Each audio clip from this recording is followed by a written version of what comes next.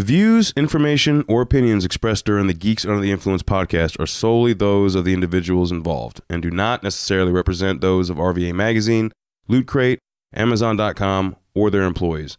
Listener discretion is advised. Fuck off if you don't like it. Hey geeks, how's it going? Mike the Hobbit Bickett here of Geeks Under the Influence podcast, and next to me on my left is the lead vocalist and stand-up bassist for the Jersey Metalbilly band, the Silverhounds. Dan, thank you so much for joining us.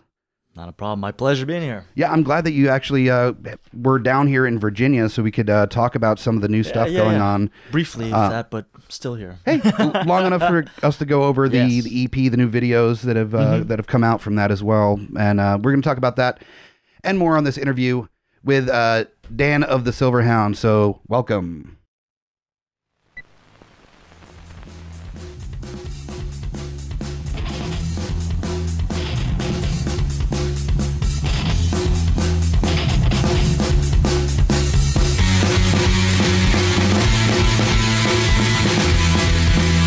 Geeks Under the Influence.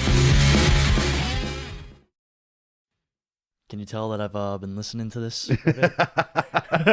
Actually, I know we had talked about the podcast, but I was not aware that you had actually listened to the episodes. Oh yeah, no. Everything that anyone hands to me, be it a card or a CD, it goes in somewhere, and then we pop it in and we listen to it. So you're going to have a bunch of like nerdcore rappers approaching you after doing this interview being like, do you want to listen to my EP? Hey, I mean, I'm always down to listen to new music or just anything, like anything that fills in gaps while you're on the road and stuff. I mean, I was a fan of it. I mean, me. Yeah. But then, like, you know, you have other people in the band that just fall asleep through all of it, or they're not into like geek culture as much as I am. So they're just like, oh, it's good. And then they just zone out. Driving. Yeah. I'm the asshole that's like listening, like intentless, like, no, he got his nerd credentials are completely wiped. Well, shit. No, I'm kidding. Nothing bad. No, I've heard similarly from Chris, the guitarist of the Creepazoids, is a tattoo artist, and he's played a few episodes on the on the speakers at work, much to the chagrin of their like the other people working there? More so their clients. They're coming in. No, the clients aren't like, okay. We're talking about like, you know, giving each other hand jobs or something silly. And, you know, there's all these people getting like a I Heart My Husband tattoo. Being like, what is happening right now? So, this is a family establishment. Now, speaking of like people listening to your stuff, have you had any circumstances of like family members or like family friends that have heard like your music and had kind of a different approach to it as than you do? Oh yeah, my mom. I mean, as best as I can put it, love your mom. She's obviously not a fan, like at all, but she'll be supportive now. I mean, that was kind of a little tough thing for her, I guess, because I didn't want to be the typical, you know, whatever it was that they wanted me to be. Oh, you should be a doctor or something, a lawyer like or something. Lawyer. Yeah, I'm just like, that's not gonna pan out the way you want. I just want to do rock and roll shit with my friends. But she's also like heavily religious, and so you singing about evil shit and well, here's the thing. Actually, I kind of go out of my way not to do that or go down that path. Yeah, and it's nothing like forced, you know, or intentional. It's just that never really interested me. Everything else, everyone else has already done it. But there's a couple of like, there's obviously a couple songs where it's like the whole nature of death. Like I'm like taking it back now to like our first full length Nevermore. That was obviously not a very religious album at all. No, not really. You know, just like, you know, who we are, where we are, you know, approaching death. Yeah, that sort of thing, and you know, all the aspects of it. And then she was not happy with that. She was like, I can just imagine your mom listening. There's a heaven, okay? Yeah. Okay. So your mom sitting down with headphones on, listening to like "Drink Till You Die," being like, "Daniel, I did not raise you this way." Speaking of your albums, you've got an EP that came out this year. Yes, earlier this year. Auguries, which I looked up means like an omen for the future. What was Doesn't matter if it's bad or good. It's just something. Something, yeah. Is that kind of in relation to kind of progressing as musicians or just personal life stuff? A good mix of both, but mostly because of what we are now as opposed to what we first started out as. You're a little heavier than you were when you first started. Oh yeah, yeah, like by like 85% more metal.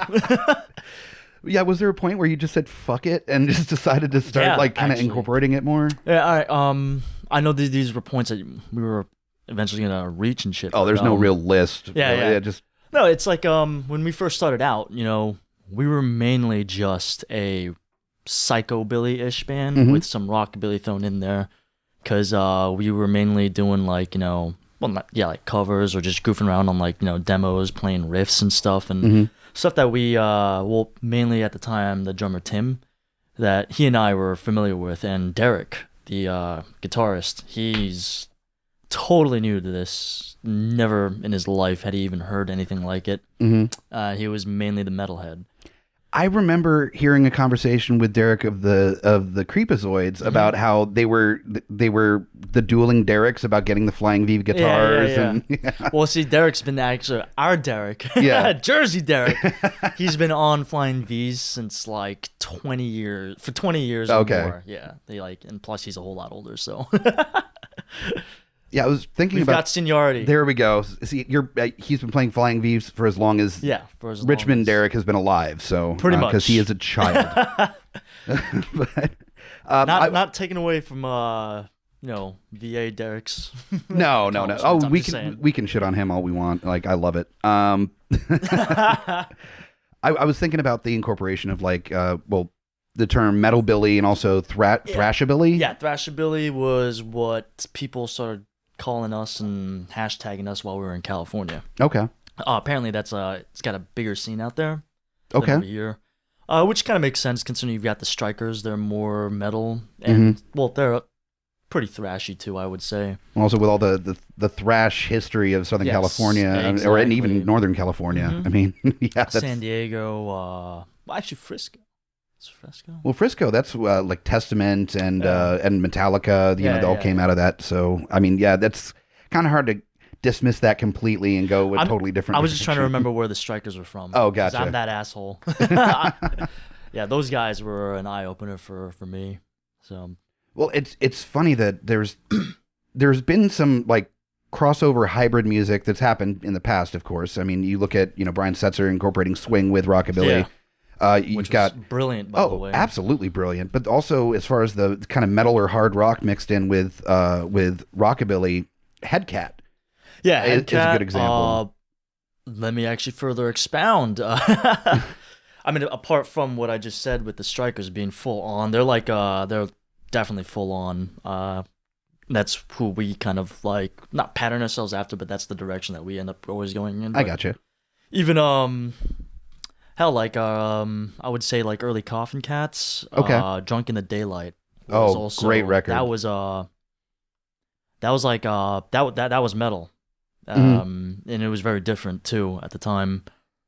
Now I'm drawing a blank now, trying to just think. Long day. Not a worry. But I pretty much got you to come over here the same day that you got in. Yeah. But no, it's like where it's at right now, there still isn't that much in terms of like hybridization. There's not much in terms of variety, and I'm not saying that to be like elitist reductive. or anything. I'm like not at all. It's like it's set in its ways and for a reason, and a reason that I totally understand. It's like you have blues, for example. It follows this rigid structure.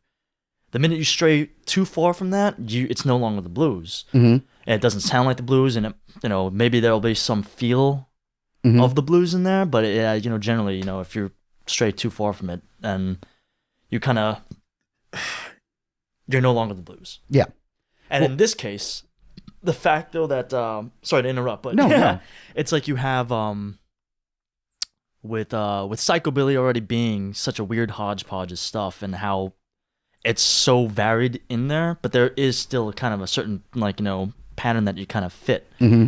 And with the bands that I had previously mentioned, and then us coming into the mix, it does kind of, you do end up dividing some people, on it.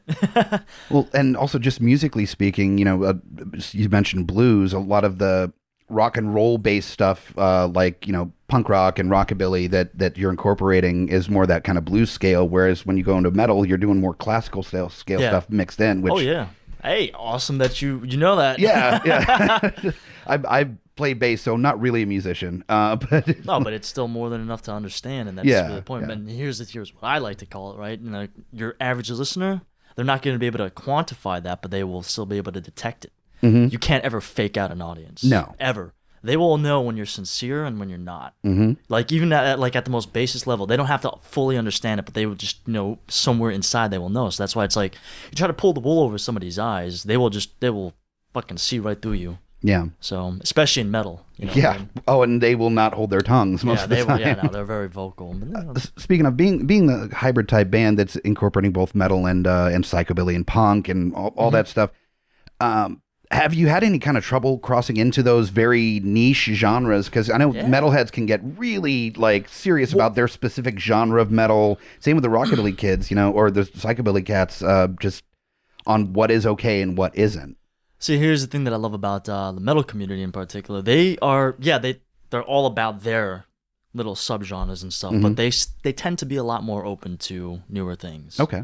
We were accepted wholeheartedly, pretty much. Excellent. Almost every metal show that we played, both from it being something that I'd never seen before and them also appreciating what it was that we were doing. You know what I mean?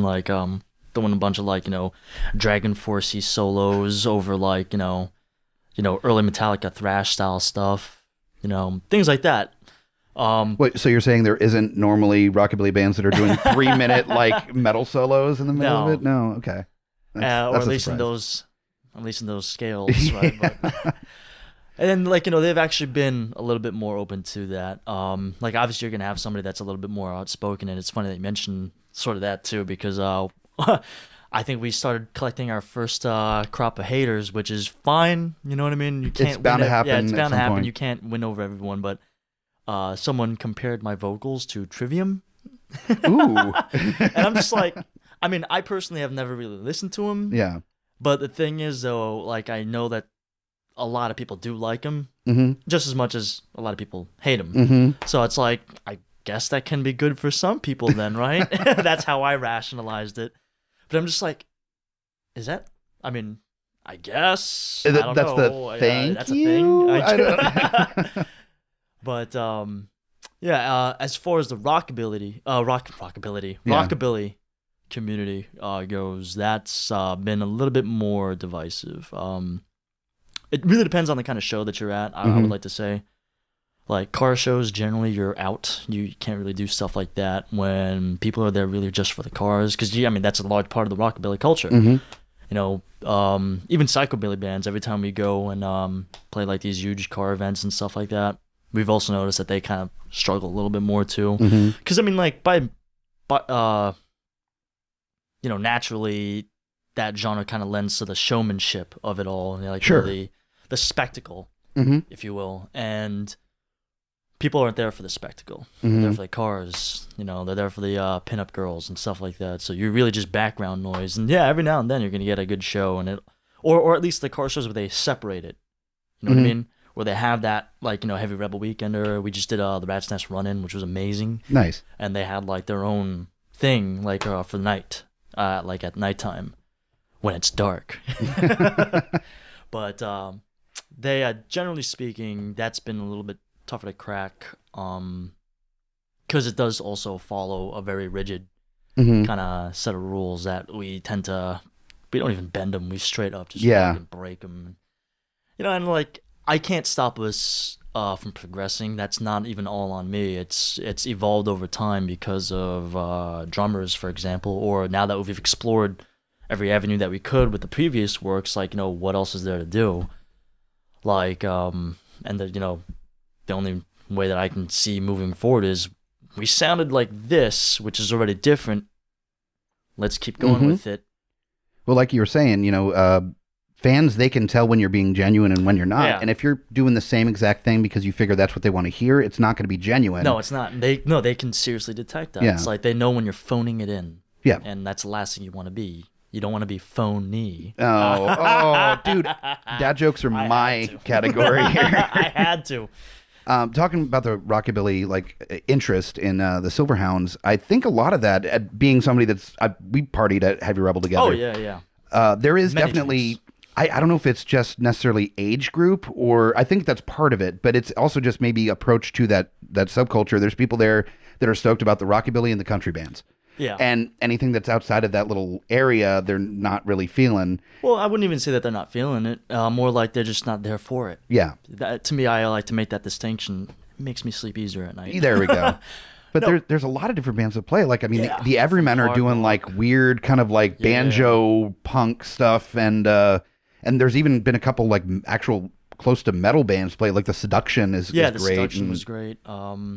And of course, then there's our buddy Crump, who does the intro music for this podcast. I don't even know what to categorize because your experiment has trash rock. Yeah, I guess. Yeah, he just called it a bar band. Is the way he put it. They're more than that. Yeah. But I think part of it is kind of what you expect from a genre, and if it's outside of that, you're uncomfortable with it. And there's just some people like that, no matter what the genre is. Well, yeah. I mean, there are cases where that old saying goes, the nail that sticks out gets hammered down stuff. Oh yeah, that can sometimes come into play. That's why it's you want to stick out, but you don't want to stick out too much. Yeah.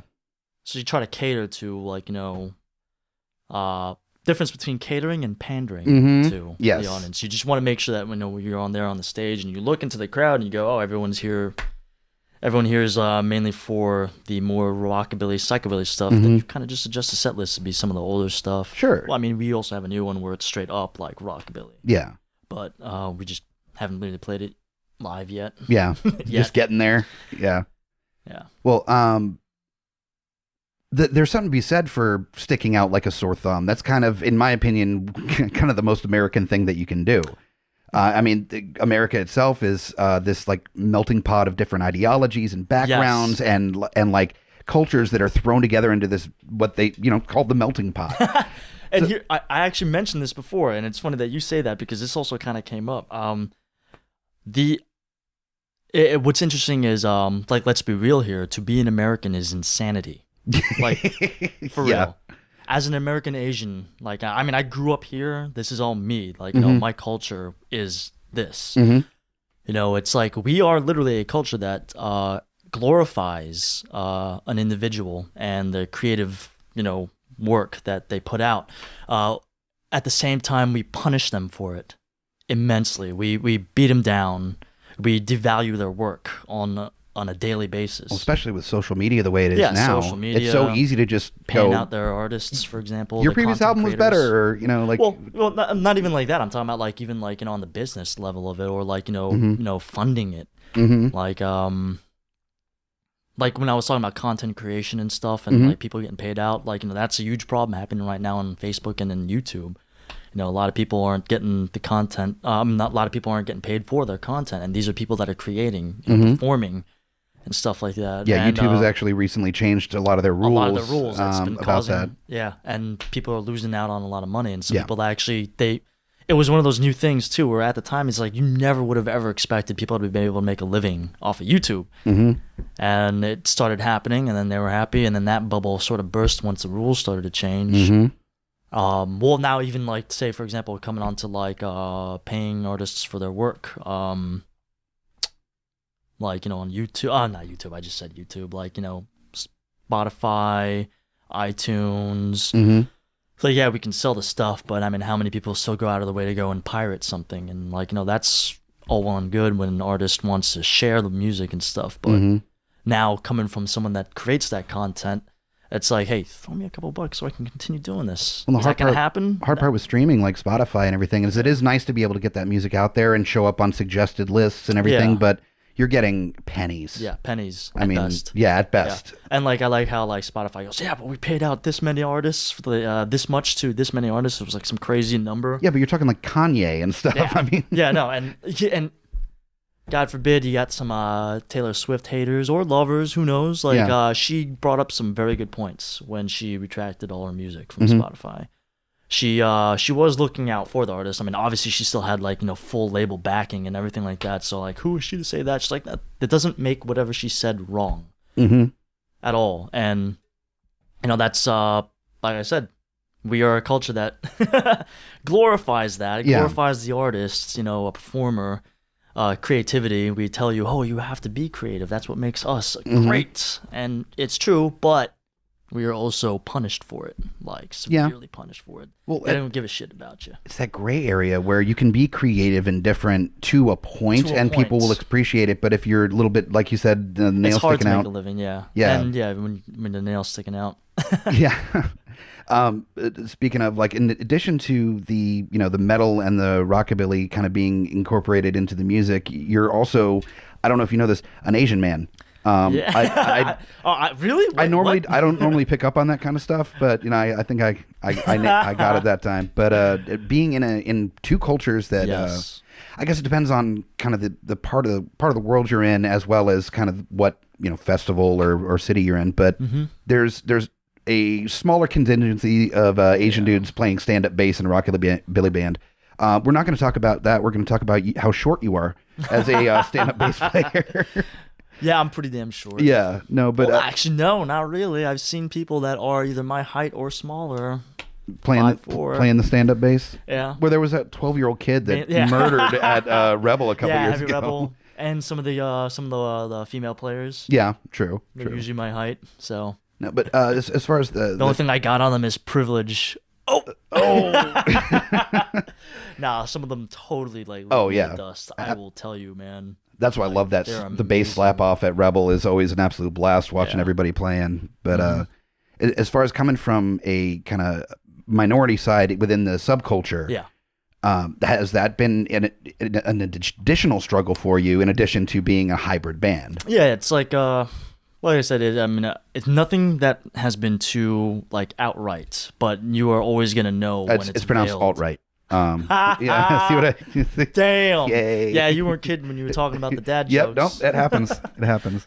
No, it's like, you do stuff and sometimes you'll hear people talking or like they'll pass off some like really, offhanded comment, which is meant to be praised on their end, but it's like kind of just like, what do you mean for an Asian dude? Yeah. Or, oh, I'm the Asian this. It's like, nah, dude. No, that's not really. That doesn't come into play so much. That. I'm just that. So, but you know what I mean? Who am I to knock their discovery? Maybe this might open doors to them, I guess, being exposed to it a little bit more. Because like most of the time, like I'm not gonna lie. It's very rare that I see anybody in our genre that looks like me. Like there are. I'm not taking away from anyone that is. In fact, I'm saying, keep fucking doing it. Right. Please get out there and keep on doing it. Like, don't be afraid to stand out. Because on a cultural level, I would like to say, or even like by the stereotypes that, fall into it, we aren't like, Asian guys aren't very out there. They're not usually outspoken. They're almost never the frontmen, for example. Well, even there are some, but even in film and TV, you don't see a whole lot. You don't see a lot. Of representation. You know what? You don't see the proto male, like the alpha dog Asian guy. That's almost never a fucking thing. You don't ever get to see the Asian guy physically get intimate with I don't know how to say this without sounding derivative, but no, it's true. I think there's like a trope for it, like the alpha pretty white, love interest in the it's the white trophy, which is like usually the buxom blonde, blue-eyed blonde, and that's usually that's actually still one of the biggest problems right now in Hollywood, but like that's generally seen as the end goal for like most like action movies or whatever have you. There's always like some kind of love interest, and you don't even see any Asian characters get like get any of that. The one exception being Glenn from Walking Dead, but even that, I have my qualms about that because I know you guys, I think, are fans of the comics. Yes, or a number of us. I wouldn't speak for all 50 plus panelists, but it's like Glenn was more or less at the time the right-hand guy in the comics. He was literally what Daryl was. It's like they literally split his character in half. One went to Glenn, and the other one became Daryl. And it's like, why'd you do that? It's like those movies where one person splits into two and there's the good one and the bad one. Yeah, yeah. And like Glenn and now this one, they gave all the super alpha male characteristics to the white guy, and then they left all the meandering guy or the guy that's just brilliant and a great tactician. But it's like, you know, in the comics, he was way more than that. And also a badass. He was a fucking badass. Yeah, yeah. And I think that's around the time where I was like, I can't watch this anymore. Frank Darabont had a great vision. You guys are fucking ruining it. But I think hopefully a lot of the movie studios and the like are starting to recognize that with Black Panther coming out Wonder Woman. That's looking so good. Oh, Black Panther? Yeah, yes. Panther. Oh, I'm super freaking excited. And when they got the director of, I think it was Creed, right? Oh, yeah. Which was I was really apprehensive about there being a follow-up to Rocky because that seems like a cash grab. Tell me that movie brought man tears to my eyes. I love them. When he is helping Rocky up the steps at the end of it, I'm sitting there just heart. Yeah, and they're playing the theme song all like low key and everything. Damn it. Oh my god. So dude, even my favorite scene. This literally. Well, there are two scenes that really played on my fucking heartstrings, and it was when he's running. And then when he's finally getting to understand himself and like know who he is and where he's at, and they're playing that song, just building up, and then the fucking rap part comes on, and then it suddenly just cuts out, and it's like quiet, and you hear like, and then you hear the chick singing, and it's all slow motion while he's running, and then the bikes come up. I was like, crying tears. When there's four-wheelers like doing circles around him and he's in the middle like, yeah! And I'm like, this is so corny and so wonderful. It was so wonderful. It was so great. Yeah. And then the thing that got me the most, though, here's what I'm getting to it. I'm super nerding out right now. I'm really nerding out right now. This is a safe place for nerding out. But, and it's the thing that a lot of people just say it flew right over their heads when they're in the ring, in the final fight. Mm-hmm. Like I think the last round, I was like, no, I gotta call it. It's like, no, I gotta prove it.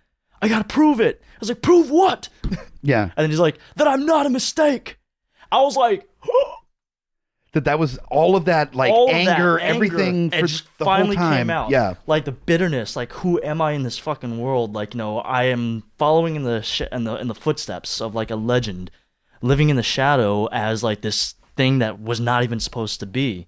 It's like, in just one line, they encapsulated that entire feeling, and it was so amazing how it was just delivered, and like everything drowns out for like a brief second, and then he's just looking at him.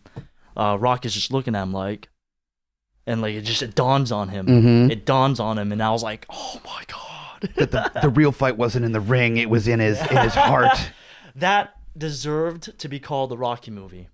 Absolutely. Like, absolutely. So that's why I was like, I would love Stallone to be in the next one, but he doesn't have to be. He doesn't have to be now because like the torch was very effectively passed, and it's the Rocky spirit. That's like who it is. That's what it is. The true underdog. And I'm seeing with Creed and the director now going on to do Black Panther, getting a female director for Wonder Woman. Hollywood is starting to wise up that maybe instead of like rehashing stories that have been told time and time again and they're running out of ideas, there's entire groups that are underrepresented in film and television and music that don't have the same opportunities. You need to see it from a different perspective. Yeah. You can rehash a story, but how about from a different perspective? Well, different perspective makes it a new story. Even if it is kind of the same tropes, I mean, it's still going to kind of... the viewpoint, it does... definitely like changes. I mean, I think that's one of the reasons why Wonder Woman did so well too. Because, I mean, I still, love what you hate and you hate what you love, was it? And if you love something, you will pick it apart. I love the Wonder Woman. Man, I did have a lot of issues with it too. I had a few, but there was also that I got the chance to see that with my girlfriend and watching her crying at parts of like these empowerment moments that are a little bit on the cheesy side, and I look over and she's just beaming. I'm like, yeah, okay. Yeah, I'm gonna shut my dumb mouth. And I loved it. I felt that there were movies before and shows after that did the whole empowerment thing without all the pomp and flash, and they did it so well. Like, I mean, for example, Fury Road. Oh God, yes. And a lot of people want to be like, oh, we're gonna detract from it. It really wasn't that feminist. It's like, it's pretty. Are you fucking kidding me? She was the badass. Yeah. Like they went out of their way to not explain shit to you. They didn't fucking hold your hand. It was just that, and that's what empowerment is. Mm-hmm. You know what I mean? And she was the one that was looking out for these people, and even those people had something to do and say. In fact, I think the brilliance of Fury Road is like it was lost on so many people. It was like a good amount of the background characters themselves served as like the Greek chorus. Mm-hmm. So they were the people giving subtle exposition or like, you know, echoing sentiments Mm-hmm. of the characters when the characters weren't speaking. And that's what they were. Well, the many wives. I mean, not the many mothers. Like, yeah. The mothers. I think. No, the many. I'm talking about the girls that she was saving. Like, yeah. I forgot what they were called now. Losing cred. Oh well, crap! Yeah. We're gonna But have so many Glow. comments. Tell me Glow. you watched Glow. We're not all the way through it, but Okay. we're a Oh. good How many? about halfway what through episodes? probably. Oh, okay. All right. Yeah. Then I can't say anything because like I gotta tell you, there was one moment in that about I think the second or third to last episode where it was just like my heart just was exploding. Yeah. It was so good, and it was just like the way it was done. It wasn't. It starts off a little with cheese, but with like for a purpose, right? You're gonna notice it gets more serious as it gets along, as it goes on, and more like deep. They start exploring like the characters, what makes them tick, and no longer are they people that you love to hate or hate to love. Mm-hmm. Like they're full blown characters, and there's like a speech that someone delivers. God, you know, I don't want to spoil it. I just know it was so good, and it made me proud. Mm-hmm.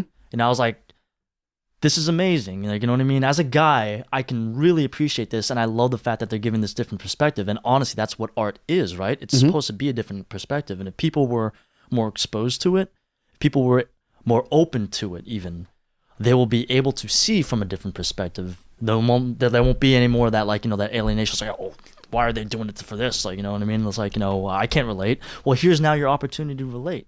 Now you're hearing a voice, not delivered in such a ham-fisted way, because it was written well and written by, like, you know, a team of women, for example, that knew the troubles and the struggles, but they're not going to beat you over the head with it either because they're also good writers. Yeah. You know, and then that different perspective, I think that's what we need.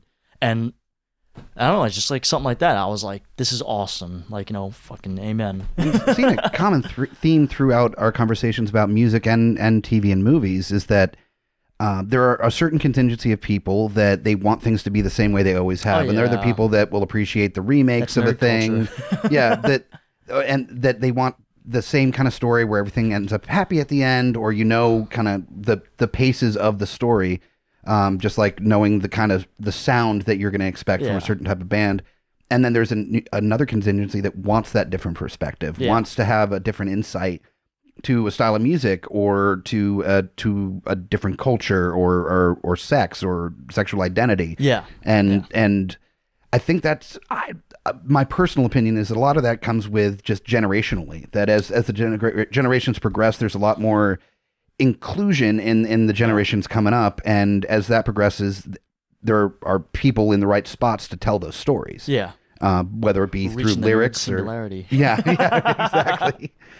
So I guess you're kind of doing your part on the music side of things with like incorporating different styles of music and just kind of doing your own version of the things that you love. Yeah. And then like, honestly, that's, if you make music on an artistic level, I guess, because that's real, there are like, you know, some people that'll do it on a commercial level, which is fucking just as, you know, valid in my opinion. Like you're making jingles, or you're working for a TV show and you're writing music for that. I mean, that's perfect. But I'm saying when you have to deliver something on a personal level, like, you know, your own work, and then you're putting it out there for people, you can't be dishonest. You can't make anything that you yourself can't listen to. So when we write, you know, when we start putting demos, it's like, what am I loving right now? What am I going to put out? You know? And also, on the other side of that, it's like, how can we make sure that doesn't sound too far from what we were to begin with? That's always going to be the struggle. That push and I've pull. listened to some, like there's a synth rock album by Bad Religion out there somewhere. Oh, yeah? Same with Anti-Nowhere League put out some like weird 80s synth rock album too. TSOL had a hair band record called Hit and Run. I mean, there's a number of bands that have tried that. Hell, even Slayer had had a new metal record when that was the big thing. And the fans will destroy you if you get too far off. It's at that point they lose sight of even like, you know, intent. And in my opinion, I think intent is really that's the driving force. And when you lose that intent, or you neuter it, mm-hmm. that's when people will fucking tear you apart, man. Yeah. The teeth come out. it's so weird to be trying to do your own thing, but at the same time wanting an audience that's appreciating it at the same time. That's such a delicate balance most of the time. And if there was an actual formula to it, somebody would have figured that out by now and gotten There is a formula to it. Well, there's yeah, but it's super nuanced. Yes, and it changes with every audience. Absolutely, it changes with every genre. And you're not going to get the same response in Boise as you are in like Tallahassee. It's just different thing entirely. And genres, even we talked a bit about your nerd cred, as you put it. Has your appreciation? We talked outside before recording that you were collecting comic books, had a bunch of Deadpool books as well as I'm sure before a bunch the of movie. Others. Before the movie, yes. Like, we're talking like 90s, man. Did any of that kind of your nerd-centric interest growing up have any effect on kind of your musical directions? Yes and no. Generally, it kind of existed in its own little bubble, compartmentalized. Yeah. But I guess I don't know if you've noticed this, but a lot of the lyrics for our work, it's all written in like old modern English-ish. Mm-hmm.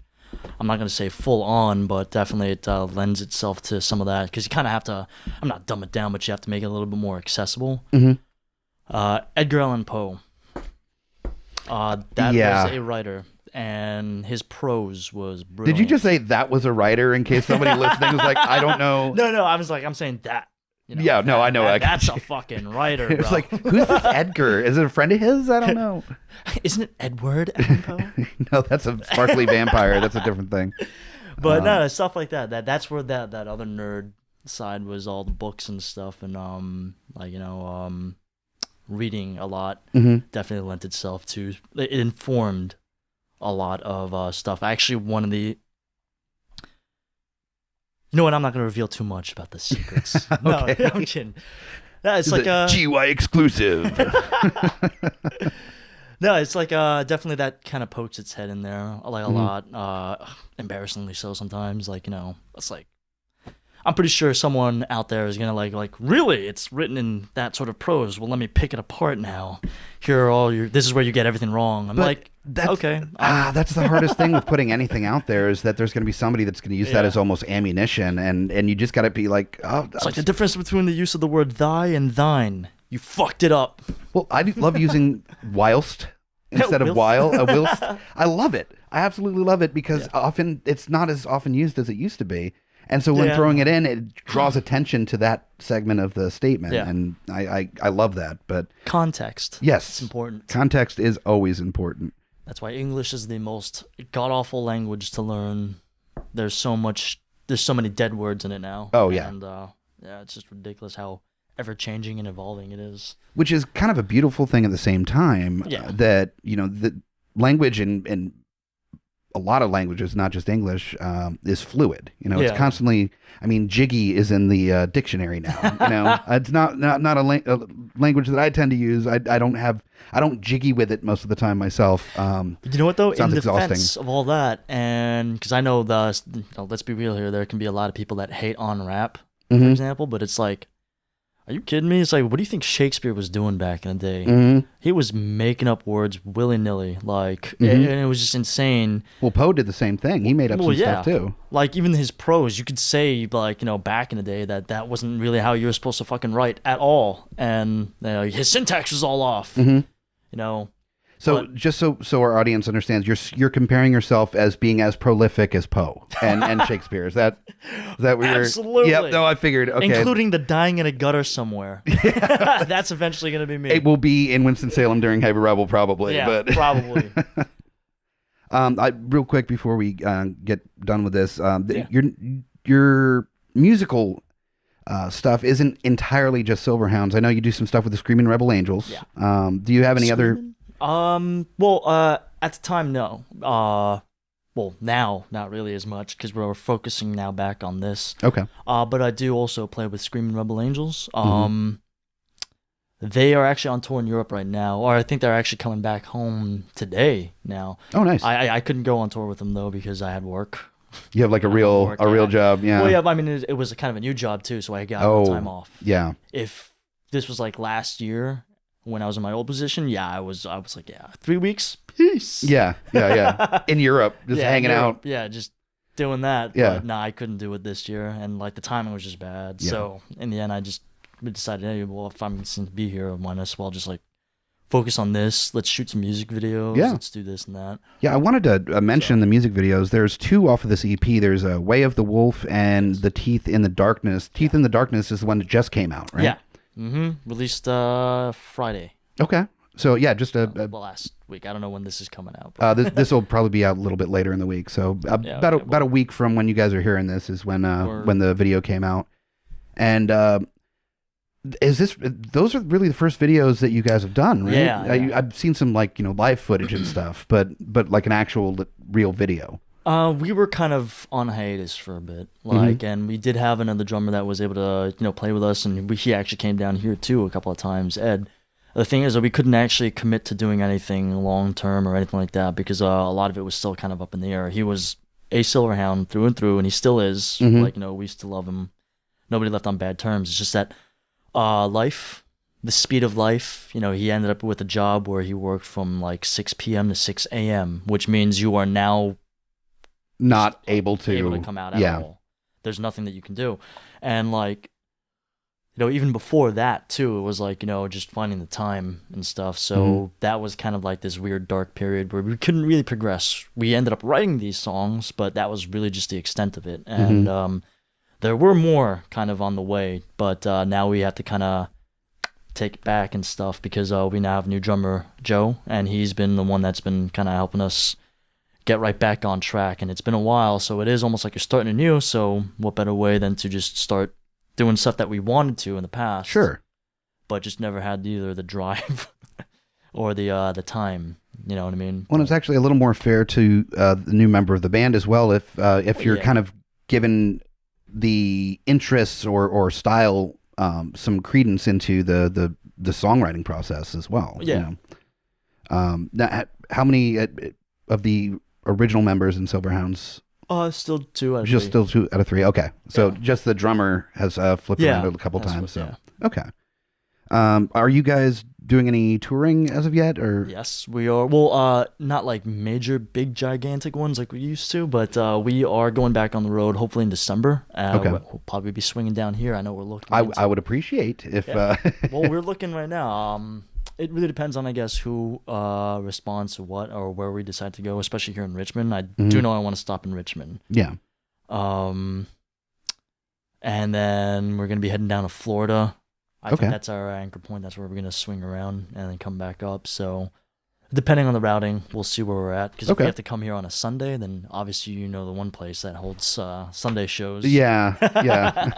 So that might be the place that we have to hit up. So okay. Yeah, I guess it depends on the place's schedules and yours. And absolutely. Where we're able to go.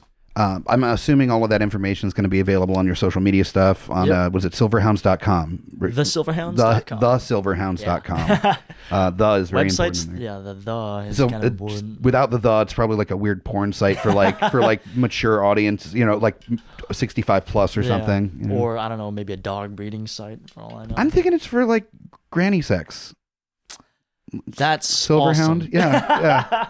Hey, to each their own. Yeah, I mean, old people got to have sex too. I mean, so do you have any plans for any future music videos, or are you just trying to work on more songs, or? Oh, we actually might decide to go back and film ones for older songs. Oh, nice. Just kind of like, bring it back up and stuff like, hey guys, by the way, we also have this full length that you haven't checked out yet. Mm-hmm.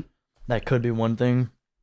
I definitely want to do a story one. The problem with story videos is you have to pick and choose. You have to be very careful about which ones that you do because, you want to highlight, for example, the song. For songs like The Way of the Wolf and The Teeth in the Darkness, you're not going to have a lot of time for a story there. And also what story you're going to tell, really, that isn't already being told by the lyrics and the ferocity. And a lot of it's just really a big middle finger to haters and assholes or people that think they're better than you. It's like, nah.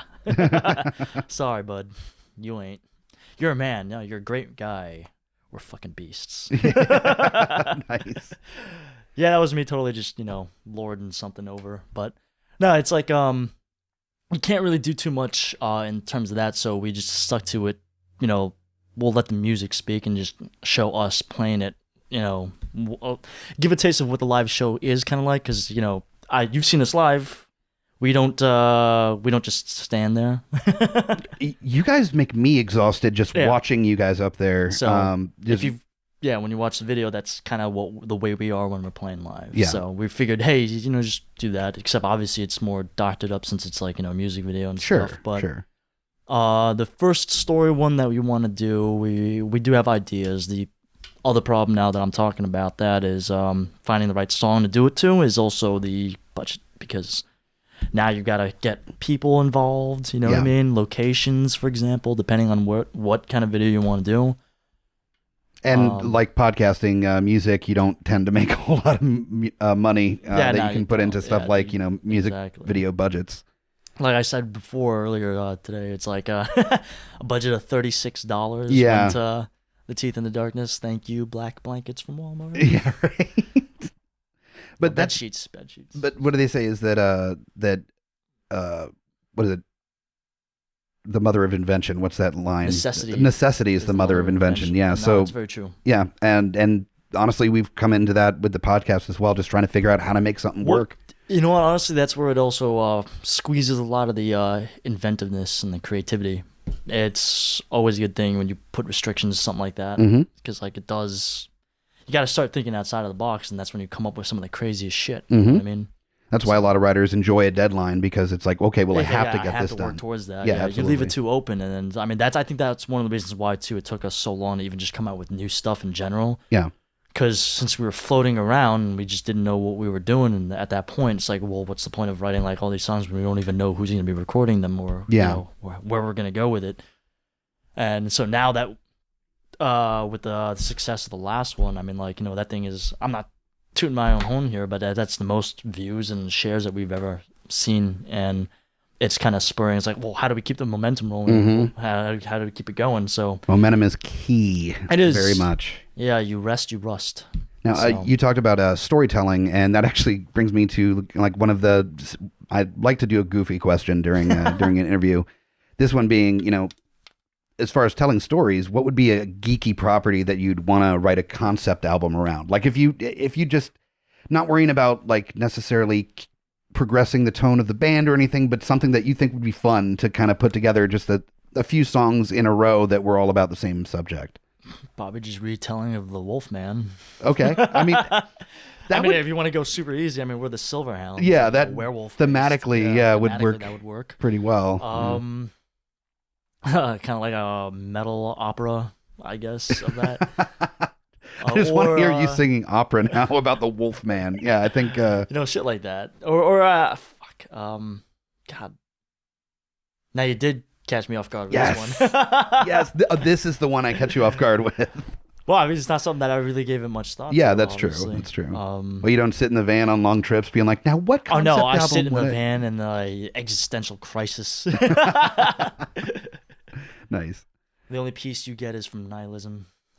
Oh, nihilism. It can be a beautiful thing on long road trips for sure. Or also after a bad set. Like I used to do stand-up, and it's just like, nothing actually matters, so it's fine. It's fine. All right. I'm going to tell our listeners and viewers as well to check out thesilverhounds.com for all of the links to their social media. Yeah, we're on Facebook, videos are on there too. Instagram. Apparently, I was unaware of this. I think we might have a Snapchat too, apparently, and I don't know who's operating it. It's probably whoever's not driving, just doing weird shit while you guys are sleeping in the van. Although I hear that might be still a good thing to, I guess, look into, but... Yeah. Well, it's hard to keep up with you kids. Yeah, in your newfangled your social media apps. Yeah. But yeah, find all that stuff on thesilverhounds.com. Also, we're going to be posting links to all that in the notes for this episode. Also, stay tuned to gypodcast.com for kind of a write-up on this interview, as well as, information on when the Silverhounds are coming into town. These are buddies of ours. We're going to let you know when they're coming through this area. So check them out. Buy the new EP, Auguries. I'm making it too complicated. Yeah, you are. It's fine though. Yeah. Hey, that could be one other way of pronouncing, kind of like salmon and salmon. Oh no, there's salmon is for Rushdie, and that's it. But yeah, and there's also the full lengths available on iTunes and Spotify, we're all over. And all over the place. All over, yeah. You can get even on Amazon. Yes. Which if you do that, shop through the link at GUIPodcast.com so we get credit. See, then we can both win in that. Yeah, so do it that way, guys. Thank you so much, Dan, for coming in and there we go. For coming in, talking a little bit about music and it was my pleasure. Geeky like shit. I said, awesome that I get to finally be on this thing. I'm actually just disappointed that you made the poor choice of listening to it previously, but the worst life decision ever. I'm sure.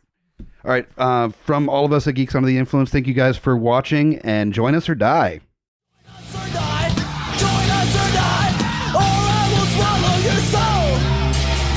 Necronomicon gives us power to rise from the dead. You play to take, or play begins to spread. You can fight all you want, cause you felt to resist. We're here to take the world and rule with all your fists. So join us or die, or I will swallow your soul. GUIPodcast.com